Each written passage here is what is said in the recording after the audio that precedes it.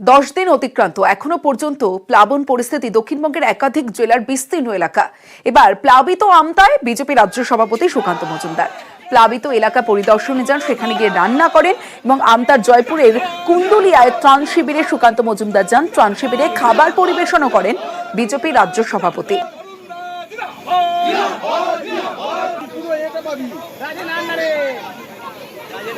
সরকারকে অনুরোধ করব, বন্যাতে যারা ক্ষতিগ্রস্ত হয়েছে কৃষক সম্প্রদায় অর্থাৎ যাদের জমি জলের নিচে চলে গেছে তাদেরকে এককালীন কমসে কম 1 লক্ষ টাকা করে যেন সরকারের তরফ থেকে দেওয়ার ব্যবস্থা করা হয়।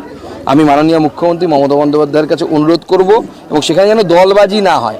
আমরা আমাদের পার্টির তরফ থেকে আমি এই বন্যা পরিস্থিতিতে প্রায় 20,000 ত্রিপলের ব্যবস্থা করেছি। খাবার আমাদের কুন্দলিয়াতে আগামী মঙ্গলবার পর্যন্ত টানা খিচুড়ি দেওয়া চলবে। এরপরে প্রয়োজনে আমরা ডাক্তারবাবুদের টিমও পাঠাবো।